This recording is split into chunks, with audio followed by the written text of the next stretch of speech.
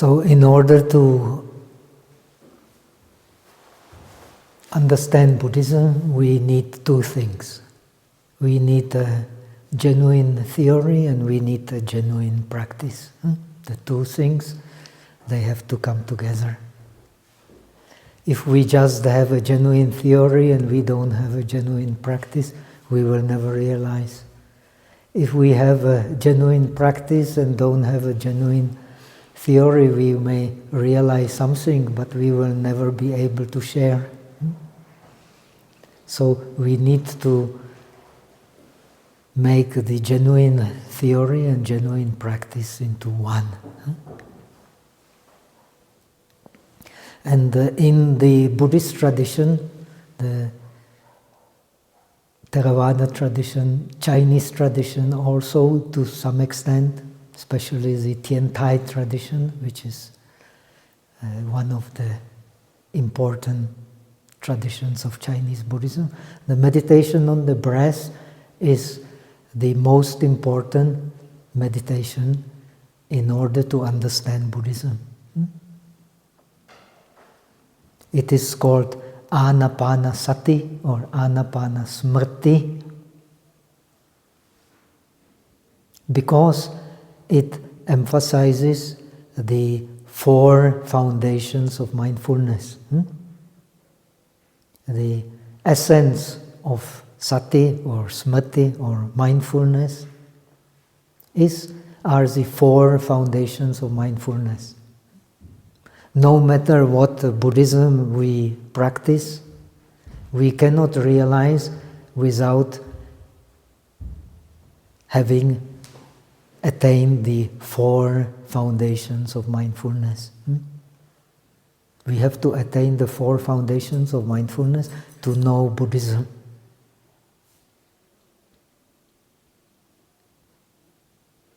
To know Buddhism means to know our ignorance. When we don't know Buddhism, we are ignorant, but we don't know our ignorance. When we know Buddhism, we are ignorant, but we know our ignorance.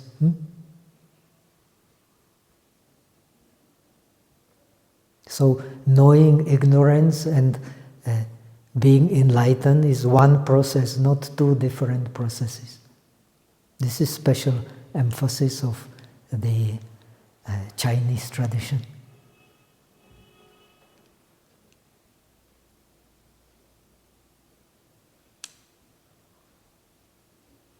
So knowing ignorance is a great release from ignorance.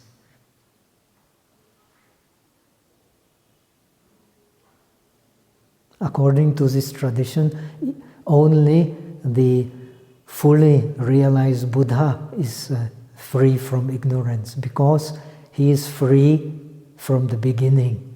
The beginning is our moving mind, our karmic mind.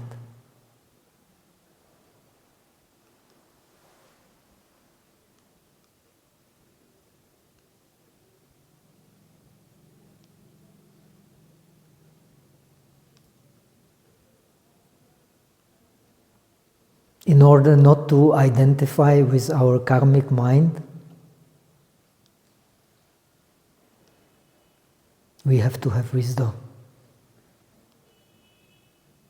The wisdom is the opposite of ignorance.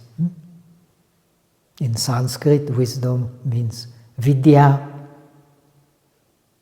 Ignorance means avidya. Vidya literally means a science.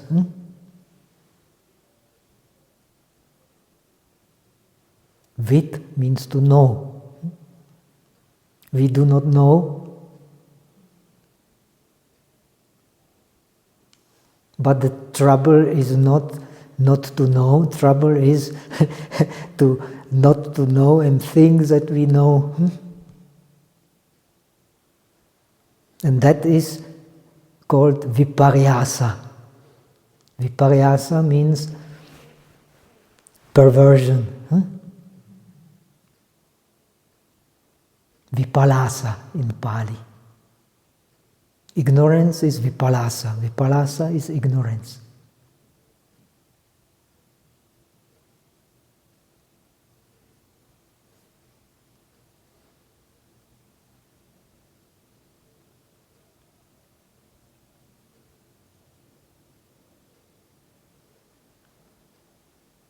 And ignorance means to conceive,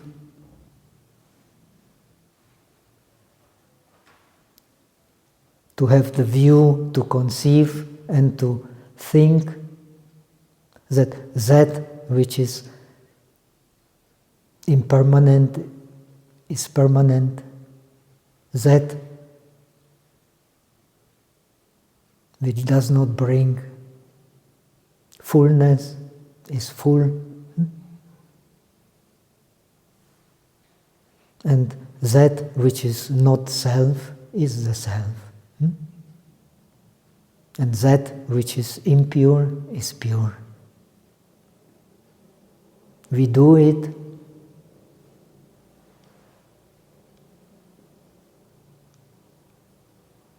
but we don't understand how we do it. To do it with understanding, that is meditating moment by moment. This is what is Zen about.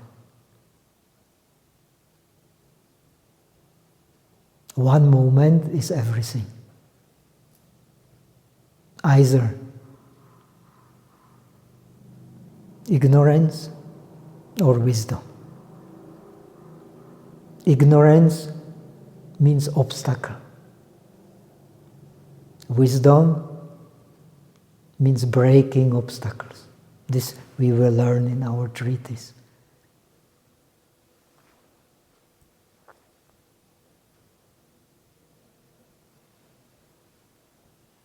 Ignorance is obstacle. Wisdom, breaking obstacles.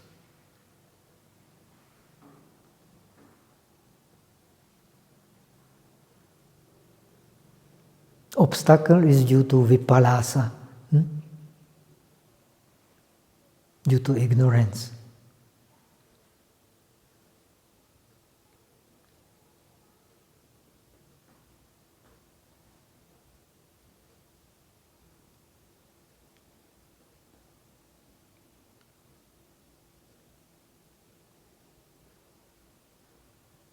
So knowing obstacles is the knowing wisdom, because we are all having obstacles, but we don't know obstacles as obstacles.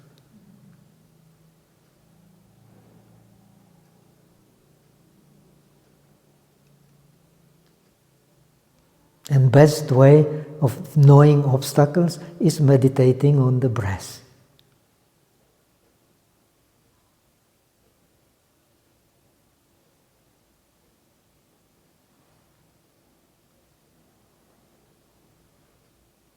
And there are good reasons why. The breath, we cannot breathe, as your text will explain. You will get to read this text. Meditating on the breath, breath is based not in mind, not in body, but in mind and body together. If we have only mind, we do not breathe. If we have only body, we do not breathe. When we have body and mind together, we are breathing in and breathing out.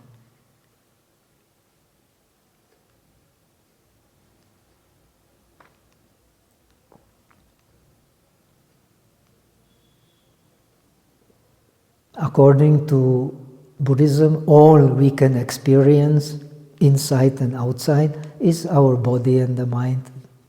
That's all.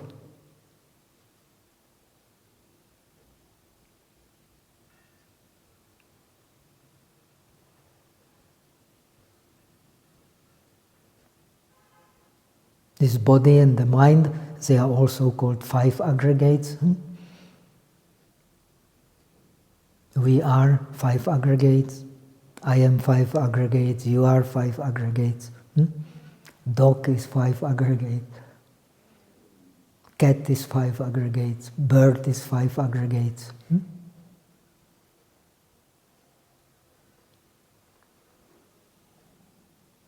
So, as long as we live, we are the 5 aggregates which live. When we die, we are just 1 aggregate.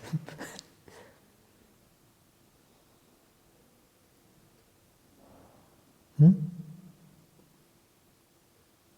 I ask a clarifying question?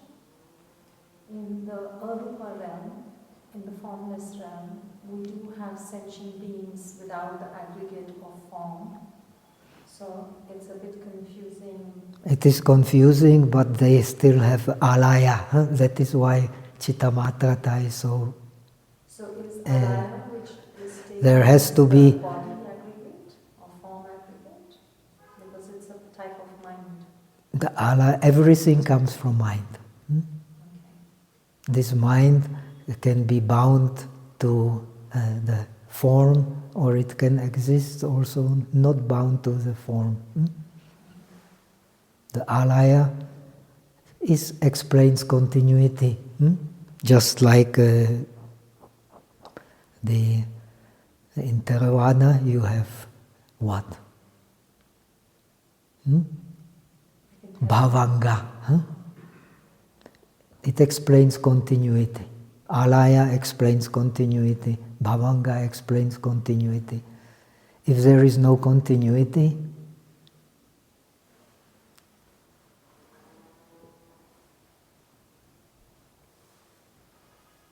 there is no self. The self is a continuity.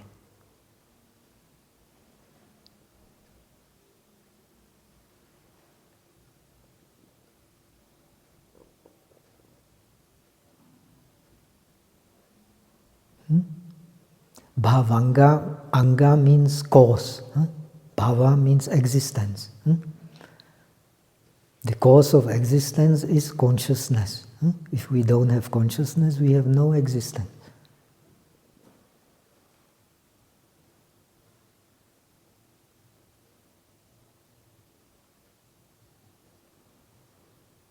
We are beings because we have consciousness, right?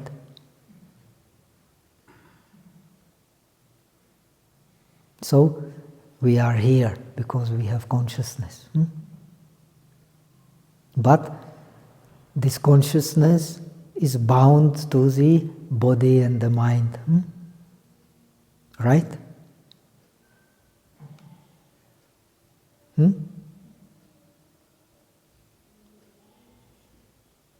If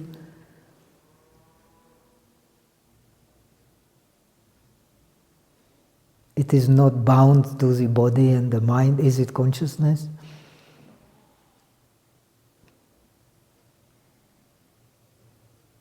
You have to find out by...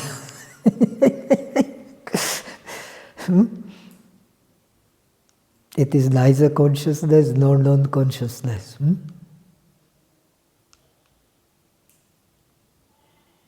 So it is very difficult to grasp.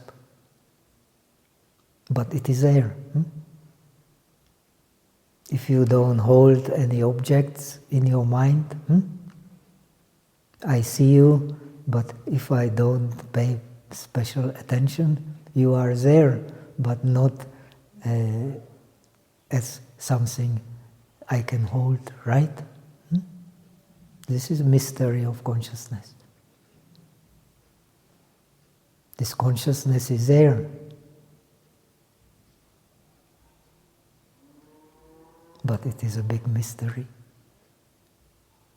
So according to Yogacara, even if you go to Nirodha Samapatti, there is no sensation, there is no perception. Still, this most subtle consciousness is there. And that is precisely the proof of Chittamatrata.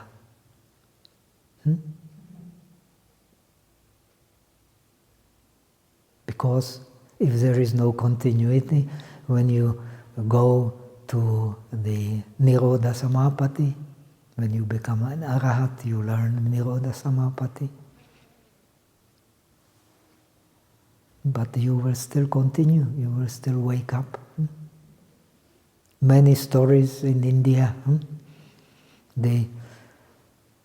in old times, times of Buddha, in Tibet still sometimes happens, the yogis meditate in the cemetery. Right? They meditate in the cemetery, and it happens very often when the yogi is very good in meditation. He does not breathe anymore. He does not have any feeling, does not... so he is... inside is nirvana, outside is nirvana. That is nirodha samapatti. Sanya vedaita nirodha samapatti.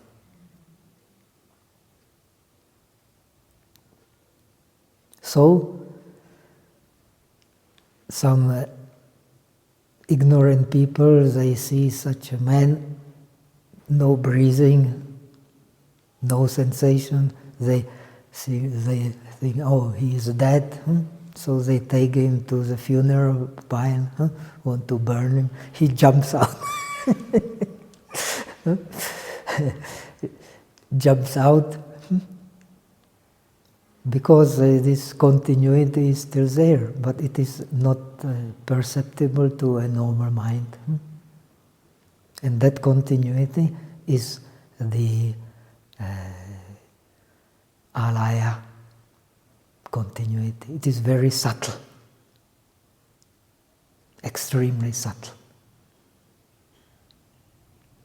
On the meditation on the breath is possibly the best meditation to understand this subtle continuity.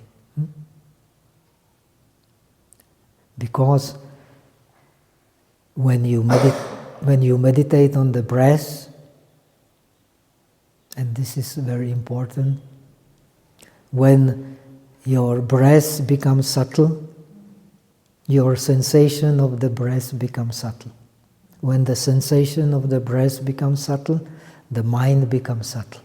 And again, when the mind becomes subtle, sensation of the breath becomes subtle. When the sensation of the breath becomes subtle, the breath becomes subtle, dependent origination.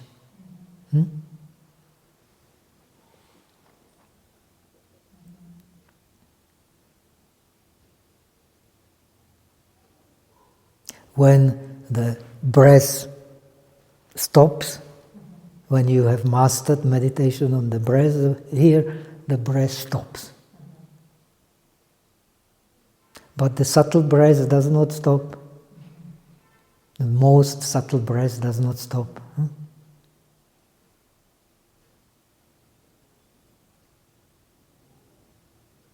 You will experience by yourself.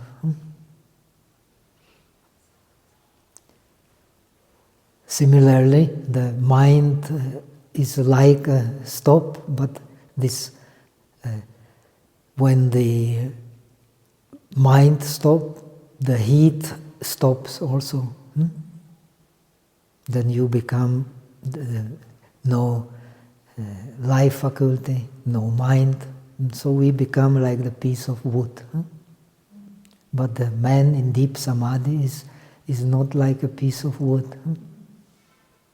His continuity still is there. But it is so subtle that it is not perceptible. And this is a proof of the Chittamatrata.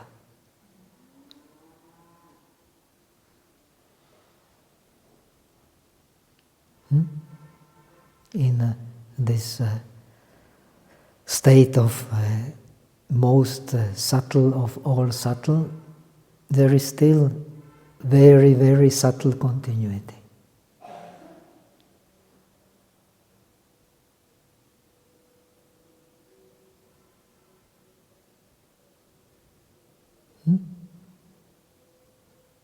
This continuity, when the Arahat dies, when the Buddha dies, this continuity is interrupted, but there is not, there is neither this nor that. It is neither continuity nor not continuity. Ungraspable, unbelievable, unthinkable.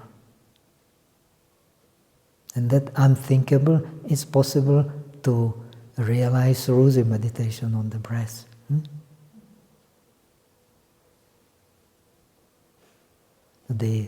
Something is still there, but if you hold it, it is not that.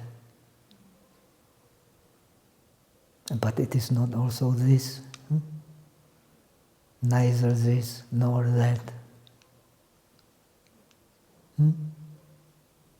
And in this meditation on the breath, you start realizing how the mind and body influence each other through sensation.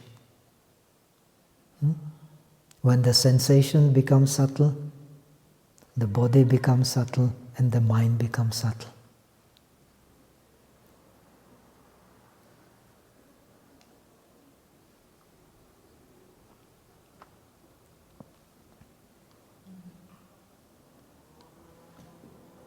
So when you go into the fourth dhyana, hopefully you learn also fourth dhyana, so the breath disappears.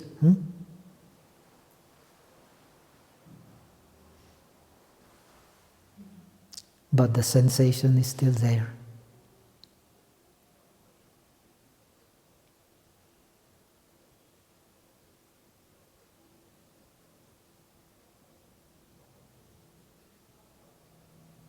But it becomes very subtle sensation.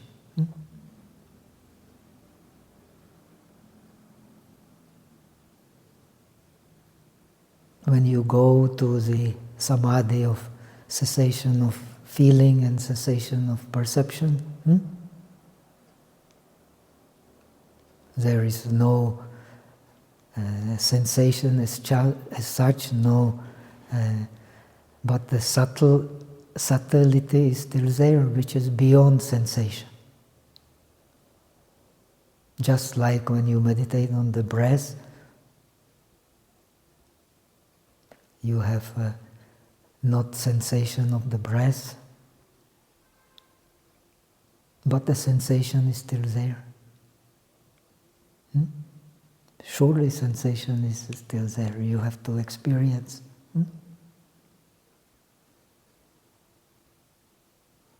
So the aim of meditation is to go beyond attachment to sensation. We are bound because we are attached to sensation. That is Buddhism.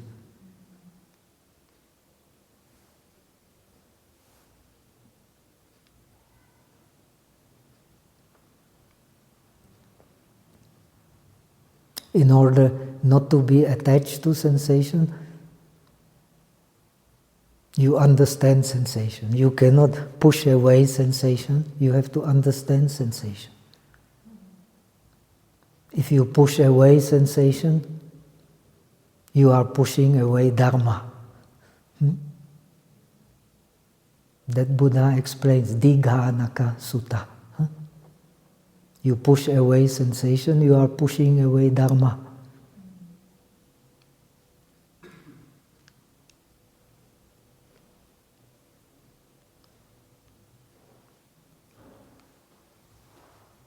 So the best meditation is the meditation which let you understand how our mind and body change according to sensation.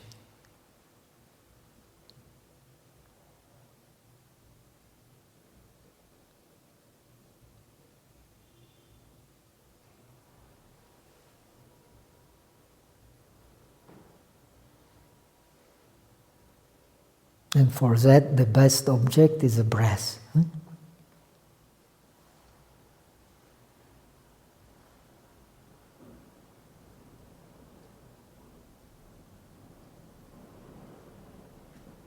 So we take breath as the object of mindfulness. Mindfulness also needs an object. Mindfulness without an object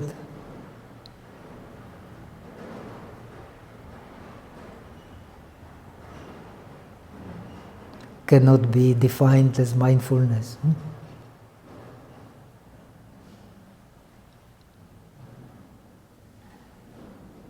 But it can be defined as awareness.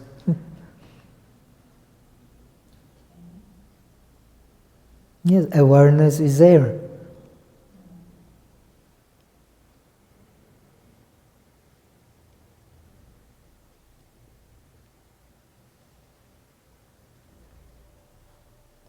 But you don't need to differentiate anything for awareness.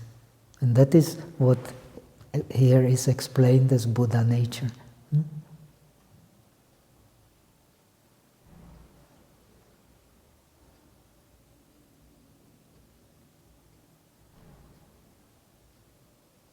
You are mindful, but no object of awareness.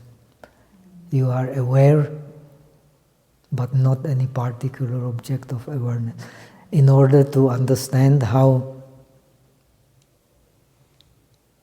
to be aware and mindful without an object, you first need an object. Otherwise, you will not.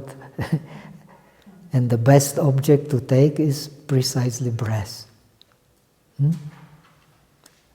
Why? Because the breath changes, automatically sensation changes, mind changes. When the breath, when you observe the breath, you also observe mind and body.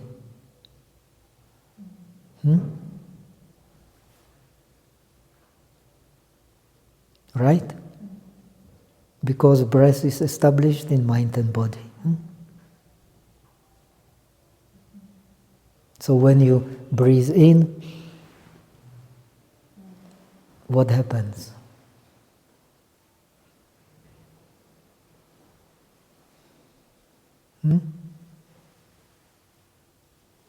Experiment. What happens when you breathe in? The body goes up, right? When you breathe out, body goes down.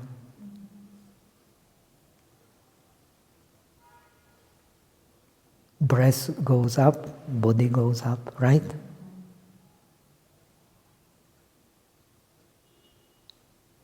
So the breath is called, in your text is explained, is called kaya sankhara. It puts the body together. Sankhara means put together.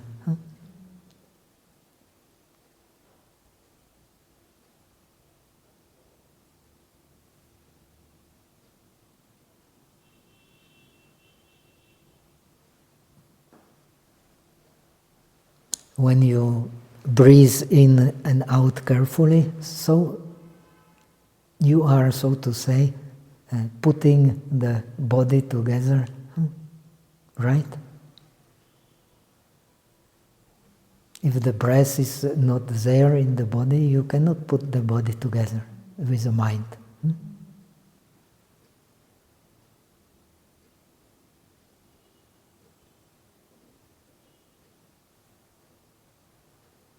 Now you have, in this treatise you will find, this is a difference with Visuddhimagga or Patisambhidamagga.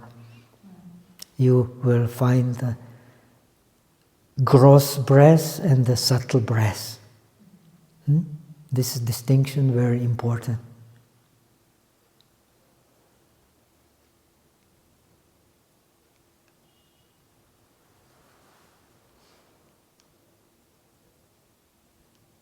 Gross breath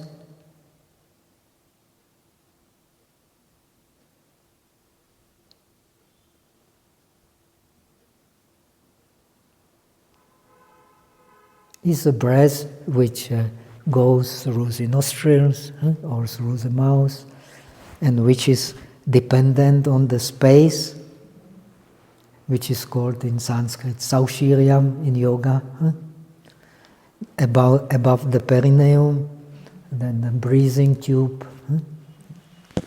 All this area.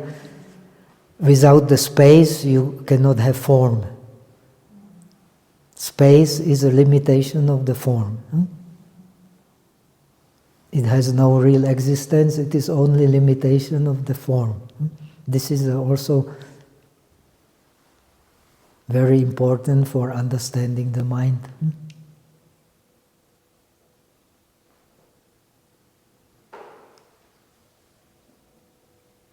So you don't know form without the space. Impossible to know form without the space.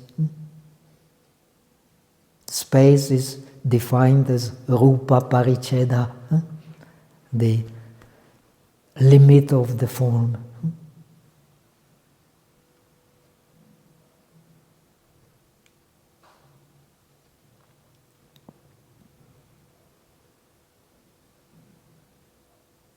Now the gross breath is limited by the gross space, big space.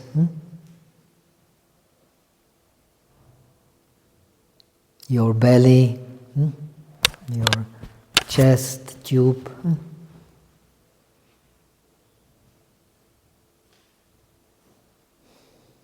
It expands and shrinks, right?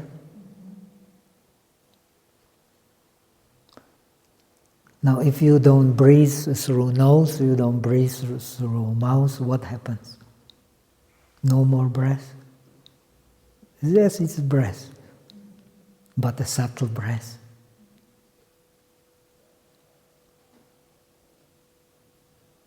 There is surely breath.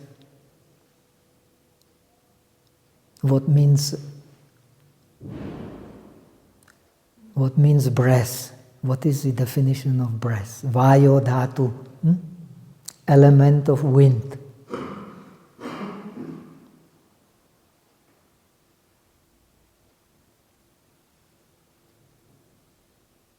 What is the nature of the element of wind?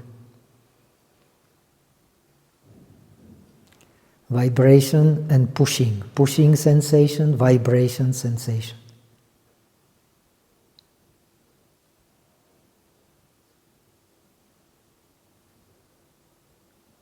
Now, you don't breathe, stop breath.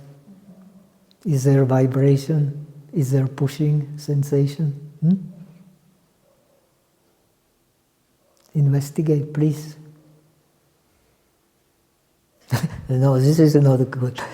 You have to do mindfully. Pay attention between in-breath and out-breath. This is called, in your scripture, is called in-between breath. When you, in a yoga tradition, it is called kumbhaka. You have antara kumbhaka, bahya kumbhaka, right? Antara kumbhaka, bahya kumbhaka.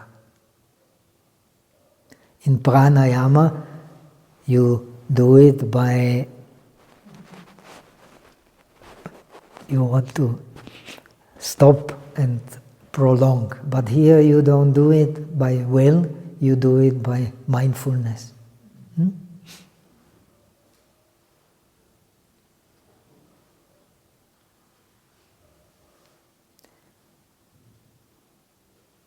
When you pay attention to something, you make it clear.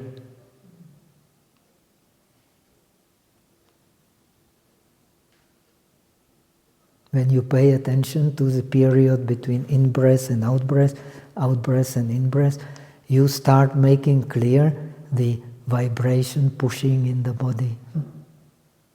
That is subtle breath.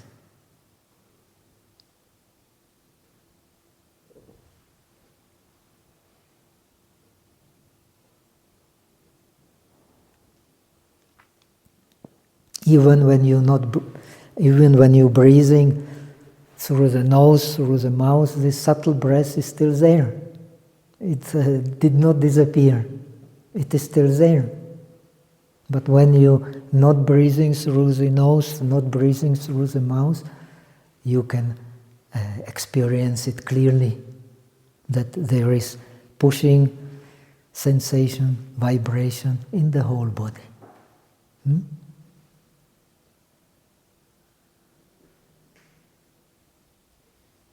Right? Can you see it?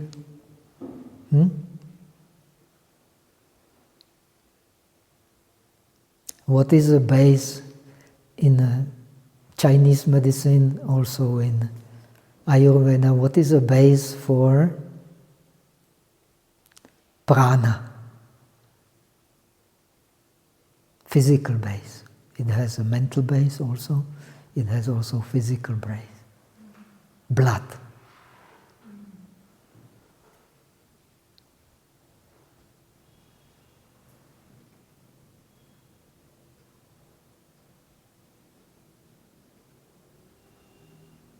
The blood circulation in the body is also the circulation of the prana.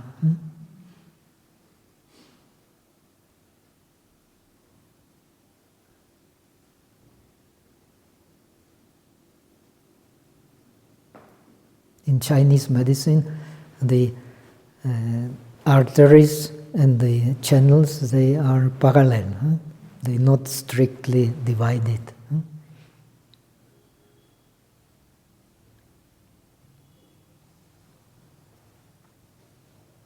Bhante, perhaps that's a good moment for us to pay attention to the other base for prana in the body, which is edible foods. It's now 12:10, and I wonder if we want to adjourn our sitting introduction until the afternoon. Okay, so let us do 15 minutes meditation, then we go for food. Lunch starts at 12, Bhante, and I'm aware the kitchen staff, they've already put it out, so it may be better to begin with the sitting when we come back. And okay. It's better, Pravin, I think, huh? Yeah, so they will have laid out the food already. Okay. I have an offer I cannot refuse. Okay. So let us go for, and what time we meet again? We come back here at 2 p.m. So 2 p.m. we continue the method, and then the evening we start learning the more theory. Then the afternoon we will learn more about the method and just start doing it.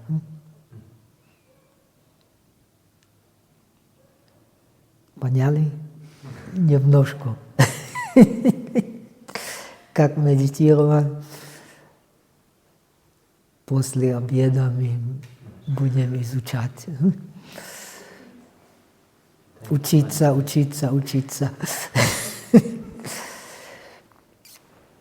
Thank you, Bhante.